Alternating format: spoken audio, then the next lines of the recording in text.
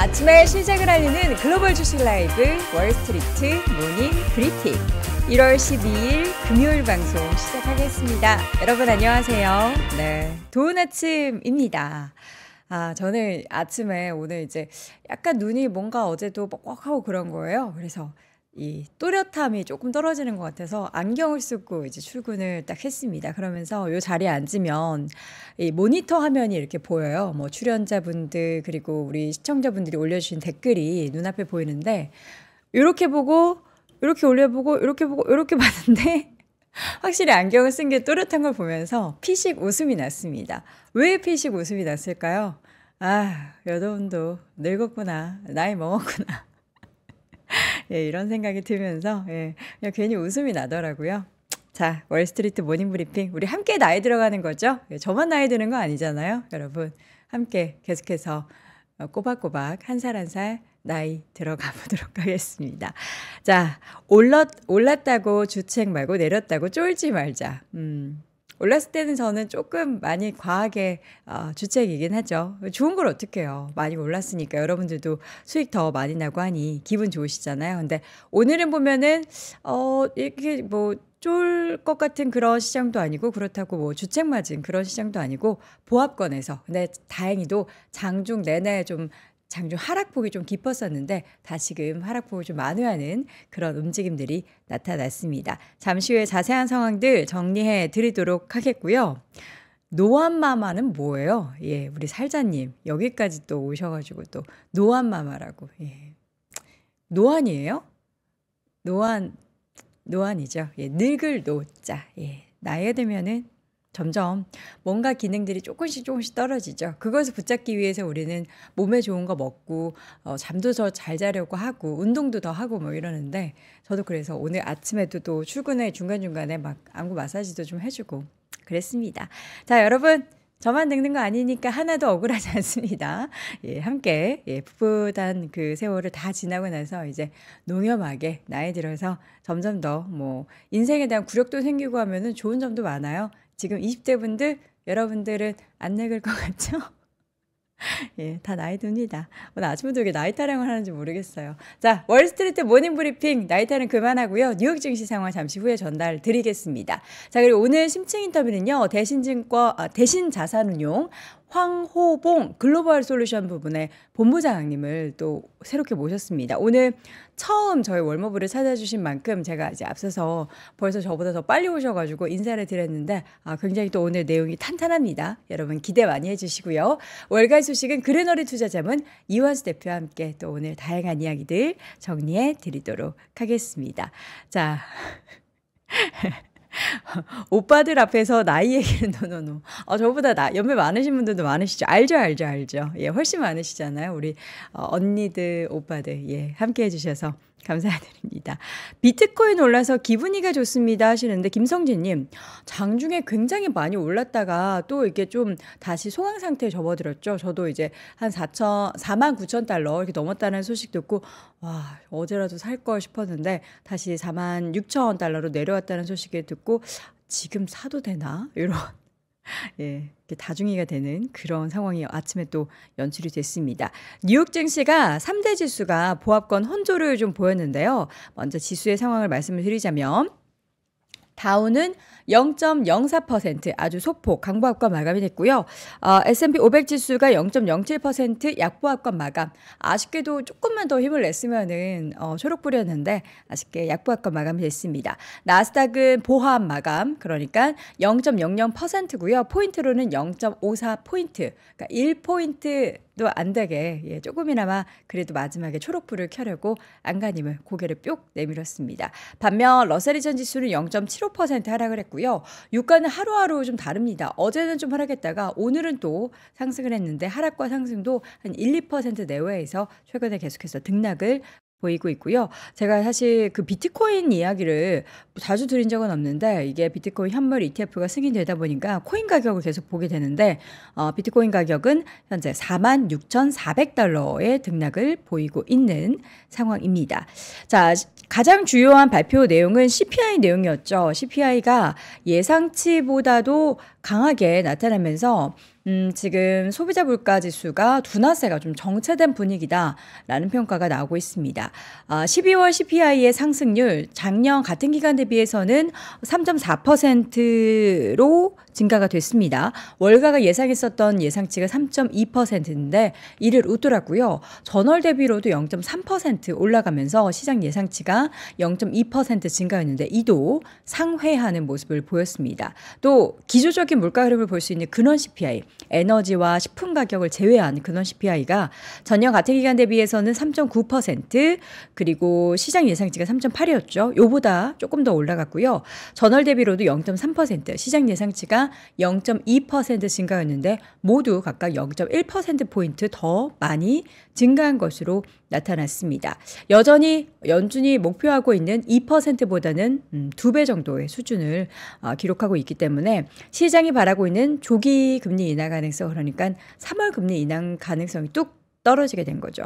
또 여기 대해서 한 시장 전문가는 연준이 인플레이션 압력에 대응해서 제약적인 통화정책 기조를 유지하거나 강화할 수 있는 만큼 시장은 잠재적인 변동성에 대비해야 된다라고 이야기를 하고 있고요. 또 그 전날에 이야기했었던 죄송합니다. 존 윌리엄스 뉴욕 연은 총재가 이런 얘기를 했었죠. 목표를 완전히 달성하기 위해서는 당분간 제한적인 정책 기조를 유지해야 될 것으로 예상한다.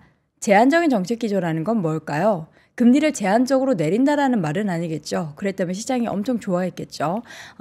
계속해서 금리에 대한 부분을 동결 기조로 좀 보면서 시장을 좀 관망한다라는 거겠죠. 또 인플레이션이 2%로 향해 가고 있다라는 확신이 들 때, 아직은 이제 2배 정도의 수준이기 때문에 확신이 들기에는 조금 멀었죠.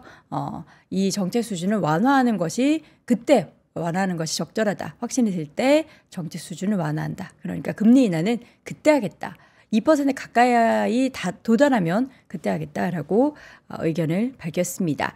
자, 이렇게 CPI 내용은 일단 발표가 됐는데 뭐 시장이 크게 충격받은 것 같진 않아요. 초반에는 이렇게 쭉 밀렸다가 그래도 떨어질 거야 라는 그런 인식 때문인지 계속해서 다시금 낙폭을 만회하는 모습들이 보였습니다.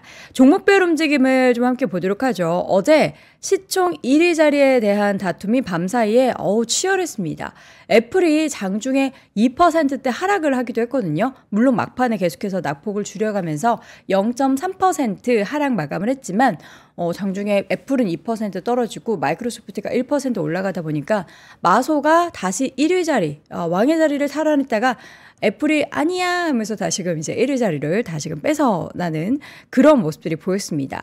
연초 이후에 계속 애플에 대한 IB들의 목표 주가 하향 그리고 투자 의견 하향 소식이 연이어 들리면서 애플의 주가는 지속적인 조정을 보였죠. 반면 마이크로소프트는 계속해서 견조한 상승 흐름, 계속 상승세가 확대가 되면서 두 기업 간의 시총 차이가 확 좁혀졌습니다. 이게 언제 뒤집어질지 모르는 것 같아요. 지금 2조 8,700억 달러에서 왔다 갔다 하면서 이 두 기업의 왔다 갔다 시총 자리가 바뀌고 있는데 2021년까지는 이제 마이크로소프트가 1등이었거든요. 근데 그 다음에 애플이 치고 올랐는데 과연 올해 2024년에 다시 마이크로소프트가 1위 자리를 탈환하게 될지 또 이것도 관심이 될 것 같습니다. 이와 함께 비트코인 같은 경우에는 관련된 종목들 어제는 이게 뉴스에 판다라는 그런 소식 때문이었을까요? 어제 애프터마켓에서는 또 강세 움직임을 보였던 관련된 종목들이 일제히 좀 하락했고요. 코인베이스 같은 경우에도 장중에 좀 큰 폭의 하락을 보이는 모습이었습니다. 오늘 종가 한번 확인을 해보도록 하죠. 코인베이스의 주가 6.7% 하락을 하는 모습이 보였습니다. 이게 아무래도 이제 현물 실제 ETF가 아닌 현물로 거래했던 그 투자자들이 ETF 쪽으로 옮겨갈 가능성도 있다라고 하는데 이것도 얘기가 좀 많더라고요. ETF가 생겼으니까 현물 코인을 더 많이 사는 수요가 또 늘어날 것이다라는 분석도 있는데 이 내용도 좀 지켜봐야 될 것 같고요. 또 이 종목 얘기 안 할 수가 없죠. 자랑스럽게 보겠습니다. 엔비디아의 주가가 0.87% 올랐습니다. 몇 거래일 연속이냐면 4거래 연속 또 사상 최고치를 경신하는 모습들이 보였고요. 그러면서 필라델피아 반도체 지수도 0.5% 가까이 상승 마감을 했습니다. 정말 대단하죠. 엔비디아 주가 548달러 선을 넘었고요. 0.8%대 강세. 그리고 인텔의 주가도 0.3% 오름세 보였고요. 마이크론 테크놀로지도 1%대, 브로드컴의 주가도 1.8% 강세를 보이는 모습이었습니다. 반면 AMD, 퀄컴 등의 종목들은 소폭 하락을 했지만 이 큰형님들이 크게 오르면서 사상 최고치 경신하면서 필라델피아 반도체 지수도 끌어올렸습니다. 자, 넷플릭스 어제 투자의견 하향 뭐 이런 소식들도 있었는데 밤사이에는 2% 넘는 강한 상승이 보였고요. 반면 이제 요 아래로 내려가면 이제 아마존 또 0.94% 강세 보였고 테슬라가 요즘에 계속해서 좀 부진하죠. 최근에 돈나무 언니가 테슬라를 샀어요. 이제 예전에 여러분들 기억하시나요? 그 종목 중에서 굉장히 이제 안 좋았는데 돈나무 언니가 사고 나서 더 안 좋아지는 기업들도 있었어가지고 이때 왜 테슬라를 샀을까? 저는 막 그런 생각을 좀 하긴 했었거든요. 또 어쨌든 뭐 그것이 악재인지 지금 계속 CEO 리스크도 불거지고 있는 가운데 주가는 2.8% 하락하면서 227달러 선입니다. 근데 또 우리가 과거의 다양한 경험들을 통해서 보면은 이런 좀 굵직한 종목들 특히나 성장주 같은 경우에 앞으로에 대한 기대감이 있다면 주가가 이렇게 좀 하락했을 때 기회로 또 삼아볼 수도 있는데 여러분은 또 어떻게 생각하실런지 궁금하고요. 종목 가운데 옥시덴탈 페트롤리움 관련한 또 좋은 소식이 있었습니다.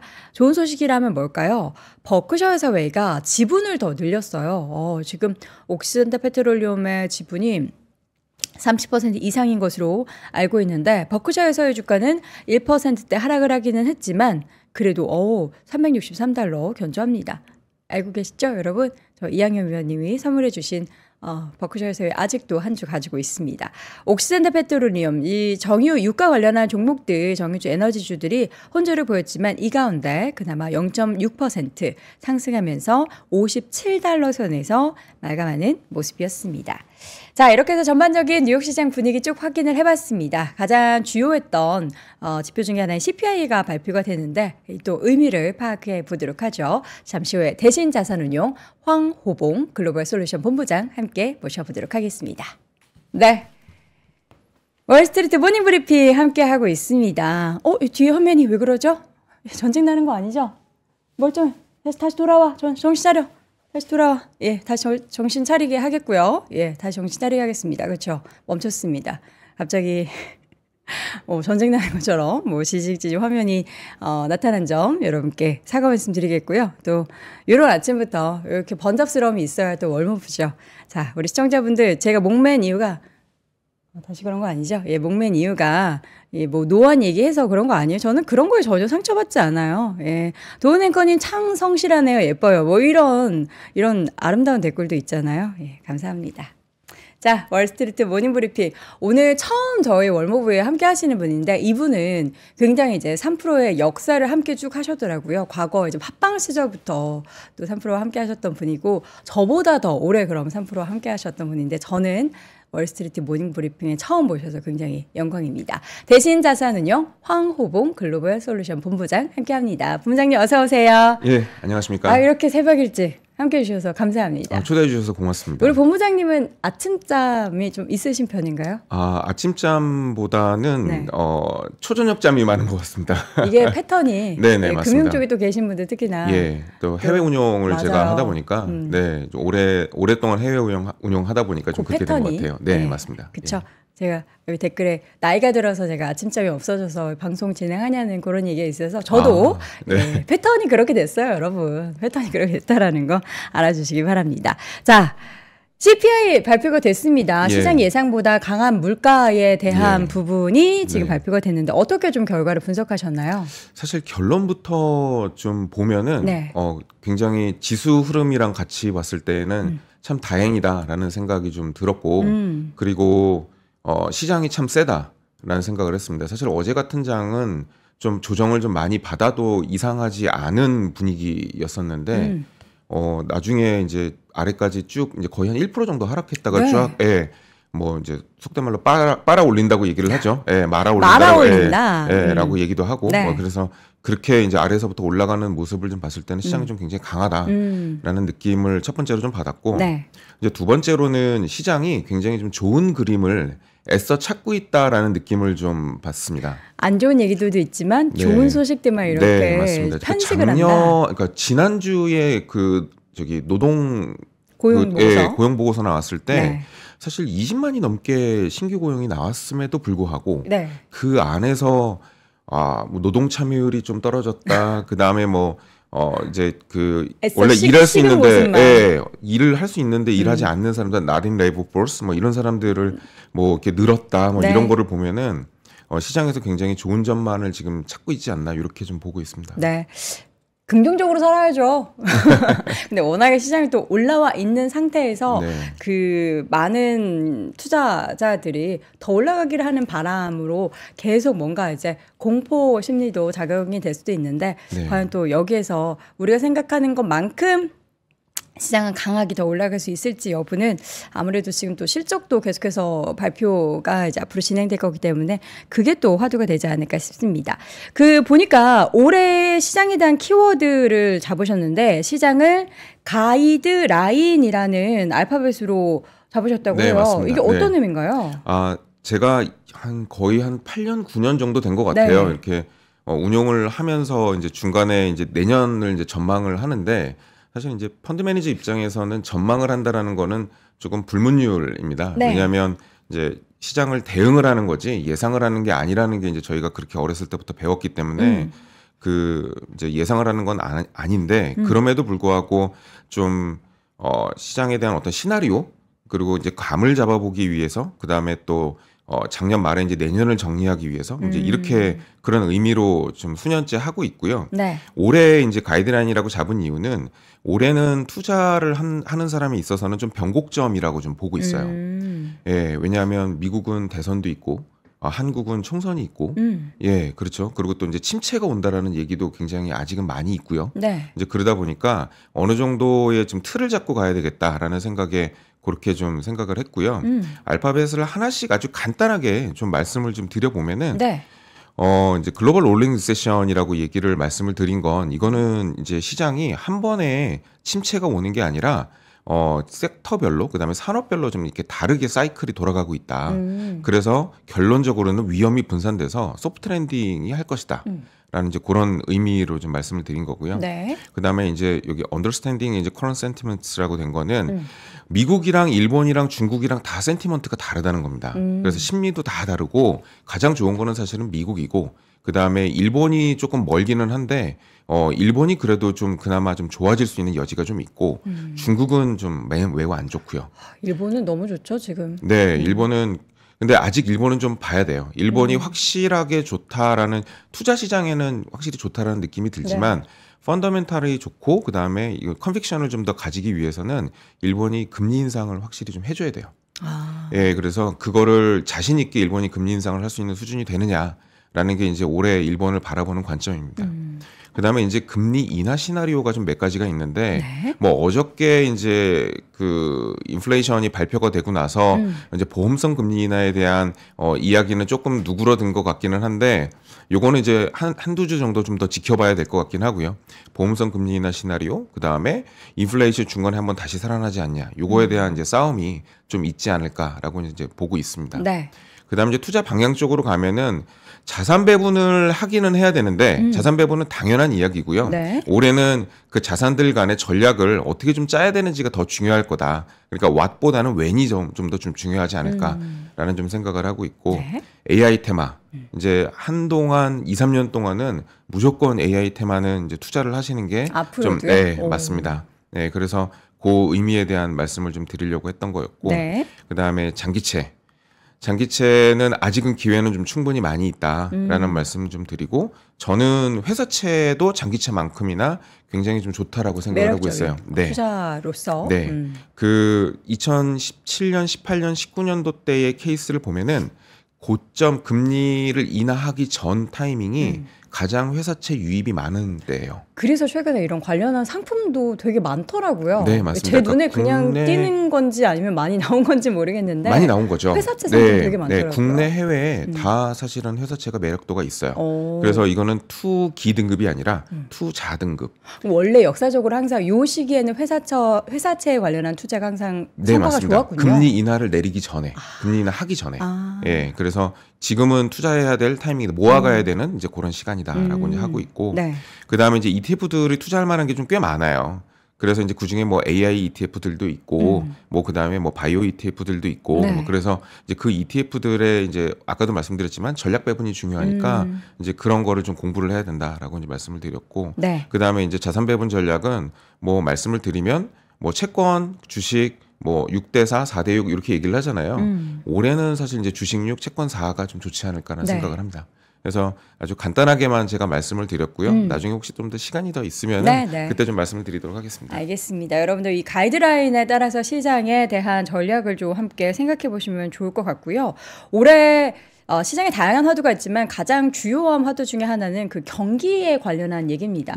사실 전 세계 중에서 미국 경기가 제일 좋잖아요. 근데 그럼에도 불구하고 우려를 하고 있기는 한데 지금 이 고금리 상황에서 침체가 올 것이냐 말 것이냐를 좀 가늠할 수 있는 그런 데이터들은 뭐가 있을까요? 예, 제가 그 화면을 하나 좀 보여드리자면은 이거는 사실 이제 제가 만든 건 아니고요. 이제 미국의 캐피탈 그룹이라는 회사에서 만든 거예요. 캐피탈 그룹이라는 회사에서 만든 거고. 사실 이제 저희 매니저들은 시장을 아까 예상하지 않고 대응을 한다고 말씀을 드렸는데 이제 그 이면에는 저희가 이제 어떤 자료를 만들어서 이제 그렇게 하는 게 아니라 이제 그 애널리스트들, 좋은 선생님들이죠. 저희한테는 좋은 선생님들이에요. 그래서 그 애널리스트들 중에 자료에 설득력 있는 자료들을 저희가 좀 빼서 좀 보고 있어요. 근데 이제 캐피탈 그룹 같은 운용사의 이제 자료들도 이제 굉장히 좋은 게 많이 나오는데 리세션이 원래 오면은 코로나 때처럼 한 번에 이렇게 다 떨어집니다. 그러니까 모든 섹터나 산업, 그 다음에 사이클들이 한 번에 무너져요. 그게 보통적인 이제 침체인데 이번 같은 사이클을 보면은 뭐 여행산업 같은 경우는 찍고 이제 계속 올라가는 분위기고 제조업은 찍고 올라갔다가 다시 이제 찍고 이제 올라갈까 말까 이제 이렇게 좀 반등하는 사실 분위기죠. 그 다음에 소비 같은 경우는 이제 침체 쪽으로 좀 들어가려고 좀 하고 있는 분위기예요. 주택 가격, 반도체도 마찬가지입니다. 침체 구간들이 다 사실 달리 간다는 얘기예요. 반도체는 이미 침체 구간을 좀 지나서 올라가고 있는 그런 상황이고 그런 면에서 놓고 봤을 때는 아까도 말씀을 드렸지만은 이게 산업이 한 번에 무너진 게 아니라 순차적으로 내려갔다가 올라가는 상황에서는 시장이 한 번에 무너지지 않는다. 그래서 침체가 올 가능성은 굉장히 낮다. 이렇게 좀 저는 보고 있습니다. 침체 가능성은 그러니까 사실 미국 경기를 걱정은 뭐 할 필요는 없고 오히려 이제 뭐 유럽이나 중국 그리고 또 우리나라에 대한 경기는 사실 좀 걱정할 만한 수준인 거잖아요. 맞습니다. 미국 걱정은 하지 말자. 좀 첨언을 해서 드리자면 저는 앞으로의 시장 그리고 지금의 분위기가 94, 95, 96, 97, 98 그 분위기가 될 것 같아요. 그때 근데 왜냐하면 유일하게 사실은 미국이 금리 인상을 하고도 침체다운 침체를 맞지 않은 구간이 그 구간이에요. 그러다 보니까 올해 침체가 안 온다라고 하면 금리를 이렇게 급하게 올렸는데 이렇게 많이 올렸음에도 불구하고 침체가 없이 지나간다면 과거를 돌아봐서 공부를 한다라고 하면 그때 시기가 어땠는지를 살펴보는 게 저는 굉장히 중요하다고 봅니다. 98년도에 금융위기가 있었잖아요. 98년도는 우리가 금융위기가 있었죠. 미국은 없었고. 네, 없었죠. 그럼 우리가 있었죠. 우리만 안 좋은 거예요? 우리가 안 좋을 수도 있고요. 우리도 좀 무난하게 지나갈 수도 있고요. 그래요? 그거는 아직은 모르는 일인데 투자를 하는 사람의 입장에서 우리가 국내가 아닌 해외 투자를 하는 사람의 입장에서는 이제 좀 그게 낫지 않을까라는 생각에 자산을 조금 국내를 많이 하시는 분들 그리고 뭐 아침에 이 방송을 보시는 분들은 사실은 해외 투자를 많이 하시는 분들일 거라고 생각을 하는데 조금 더 해외 비중을 좀 더 늘리시는 거를 좀 추천드립니다. 알겠습니다. 자, 이 가운데 또 올해는 가장 큰 화두 이제 밤사이도 CPI 발표하고 나서 연준의 금리 인하의 그 시기가 3월이 아닌 더 뒤로 미뤄질 것이다라는 얘기 나왔는데 그 연준의 생각도 중요하긴 하지만 역사적으로 시장 흐름을 봤을 때 과연 지금 구간에서 다양한 경제 여건이나 이런 데이터들을 봤을 때 언제 금리 인하를 해야 제일 베스트 시나리오가 되는 걸까요? 뭐 주식도 그렇고 경기에도 그렇고 언제가 좋은 거예요? 베스트 시나리오는? 제가 이제 그 말씀을 주실 것 같아서 이제 어저께 좀 한번 추산을 좀 한번 해봤어요. 그래서 언제쯤 금리를 내릴까 이제 생각을 좀 하다가 자료를 좀 한번 제가 만들어봤는데. 어제도 사실은 이제 중요했던 거는 눈여겨봤던 거는 이제 CPI 중에서 이제 귀속 임대료라는 이제 부분이었습니다. 이게 귀속 임대료? 네, Owners Equivalent Rent라고 이제 얘기를 하죠. 영어로는 그렇게 얘기를 하는데 미국의 주거비가 사실 CPI 내에 굉장히 많이 차지하죠. 그렇죠. 예, 핵심 물가 중에서는 거의 한 40% 정도를 차지를 합니다. 그리고 이제 이 OER이 떨어지느냐 안 떨어지느냐는 그 렌트 중에 렌트를 그 주거비를 이끄는 가장 이제 핵심이죠. 그러니까 주거비는 OER 그다음에 일반적인 렌트비 그다음에 밖에서 잠자는 비용 이것까지 다 사실은 추산을 해서 주거비라고 이제 이야기를 합니다. 밖에 잠자는 게 아니라 노숙이 아니고 호텔 말씀이시는 거죠? 네, 맞습니다. 예. 그래서 사실은 이제 어제 같은 경우는 이제 호텔비가 좀 많이 올랐고요. 이제 귀속 임대료는 이제 평타를 쳤고 이제 렌트비는 좀 내려갔고 이제 이런 이제 분위기였어요. 예, 이제 그런 분위기여서 결국에는 이제 주거비가 6.2% 정도로 이제 좀 떨어지는 그런 이제 분위기였었는데 그거를 이제 고려한다라고 놓고 봤을 때 연준에서 본다라고 하는 거는 이제 PCE를 보죠. 이제 PC를 연준은 보고 그쵸. 이게 이제 개인 소비니까 이제 요거를 보고 그다음에 일반적으로 우리는 CPI를 좀 많이 봅니다. 근데 두 개를 다 사실은 2% 목표로 추산을 한다라고 하고 연준에서 또 그 파월 의장이 작년에 여름서부터는 이제 3개월치를 보겠다.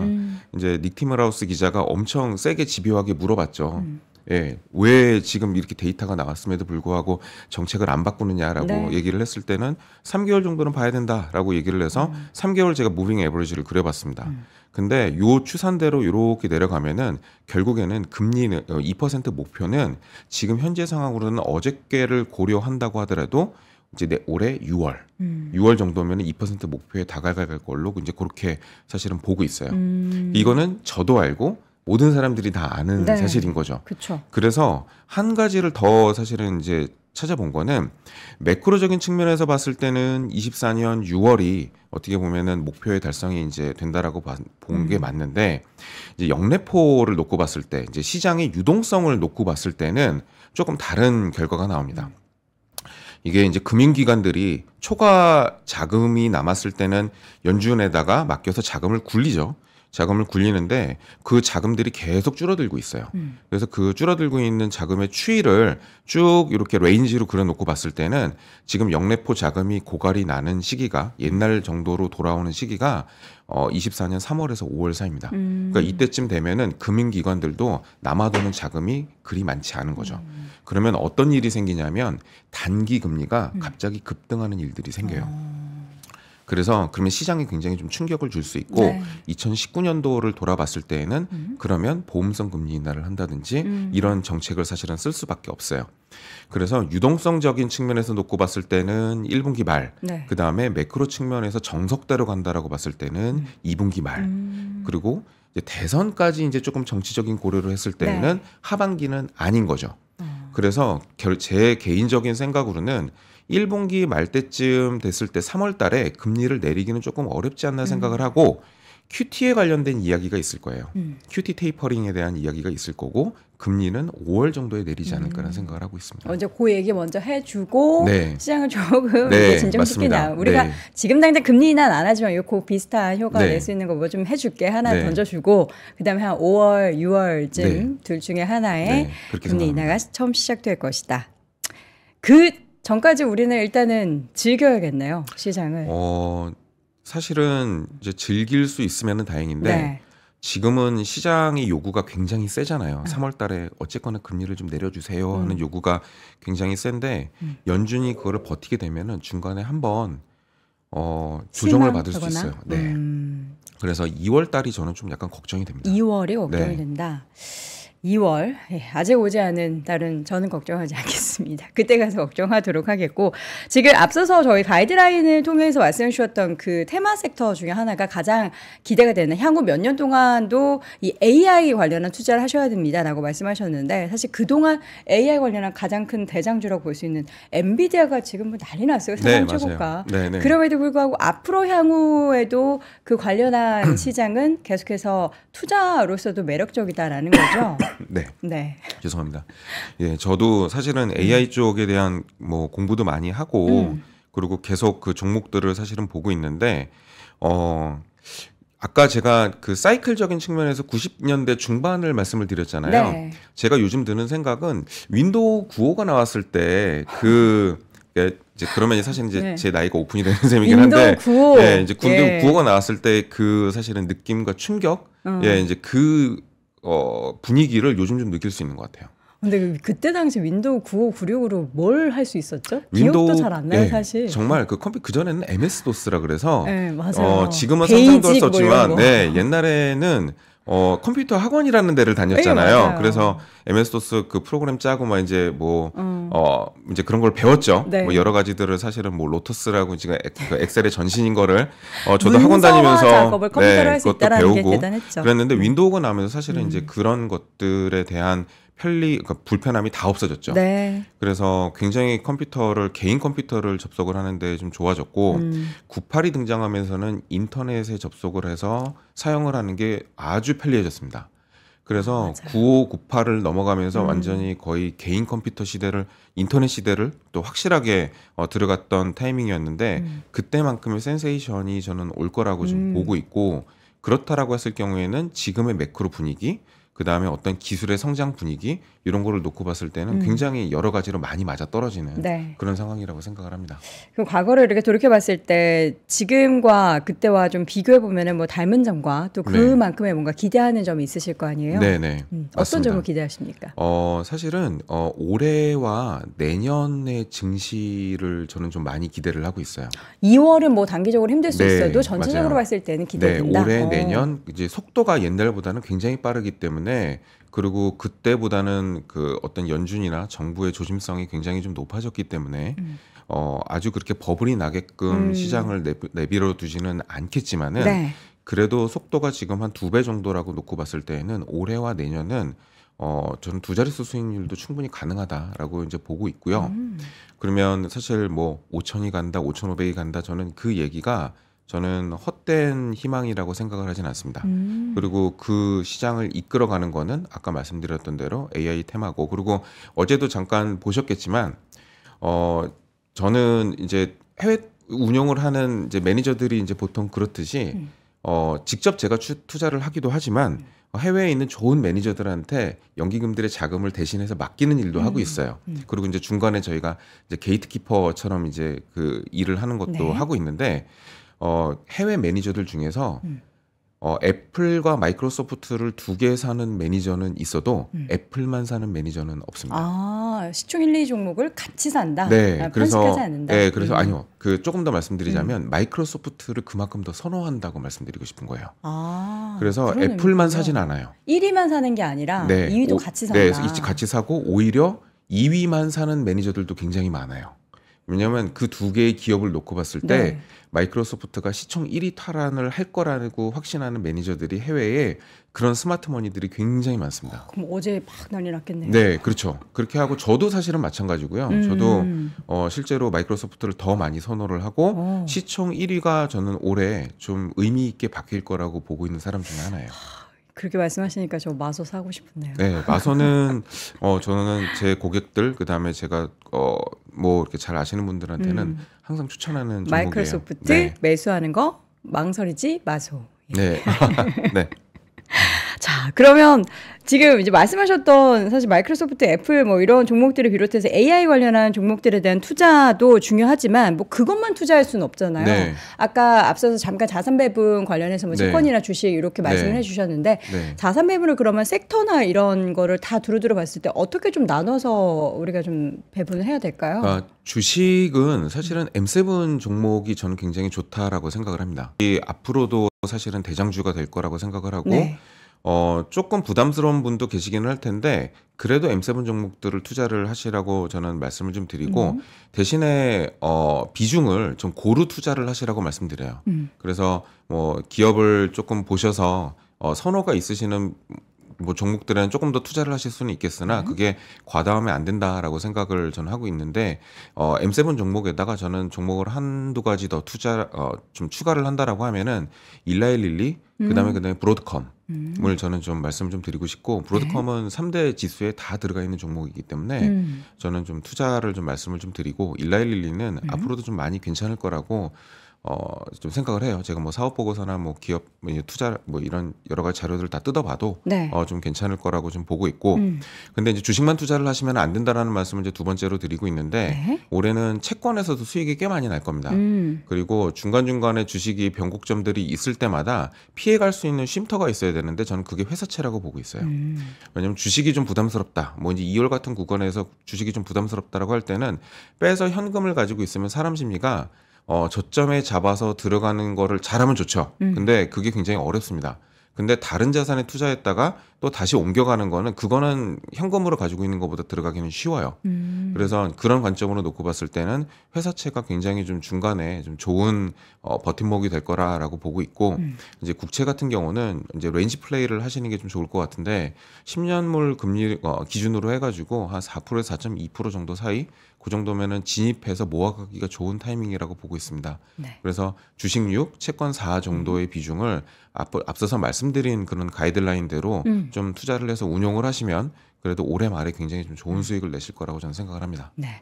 마지막으로 우리 본부장님께서 그 바쁘신 와중에 연말에 환율 관련한 그러니까 달러 투자 관련한 책을 내셨어요. 네. 책 제목을 보니까 굉장히 또 감성적이네요. 나는 당신이 달러 투자를 시작했으면 좋겠습니다. 네. 약간 제목이 이 경제에서는 좀 딱딱한 면이 네. 있는데 굉장히 또 감성적으로 잘 보셨는데 환율 네. 변동성, 그러니까 달러가 지금 약세로 갈 것 같은데 하면서도 이게 뭔가 버텨내는 그런 움직임인데 네. 환율에 대해서는 방향성 어떻게 좀 보실까요? 네, 일단은 제가 쓴 책의 취지는 네. 아까도 처음에 말씀드렸듯이 국내 투자보다는 해외 투자가 앞으로는 조금 더 유망할 거다. 그래서 달러로 된 자산을 많이 모아가셔라라는 말씀으로 일단은 제가 책을 쓴 거고요. 달러 베이스의 자산을 네, 투자하라. 달러 베이스의 자산이고요. 그리고 이제 환율에 대한 얘기도 당연히 들어가죠.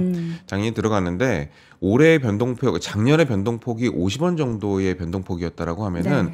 올해의 변동폭은 100원 정도가 될 거다. 좀 더 크다. 네, 크다라고 생각을 해서 방향성은 아래쪽이겠지만 한국이 만약에 삼성전자가 예전처럼 10조 이렇게 분기별 10조 영업이익 막 이렇게 되면은 막 이제 그러면 사실은 원화가 강세로 갈 가능성이 충분히 높을 것 같은데 네.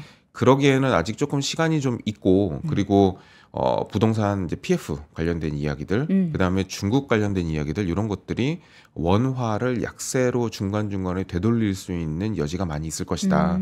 그래서 변동폭은 더 크기 때문에 네. 어떤 목표를 좀 정해놓으면 그 목표에 도달하긴 하겠으나 다시 한 번씩 실망감을 좀 주게끔 올라올 가능성은 좀 있다라는 그런 말씀을 좀 드리고 싶습니다. 알겠습니다.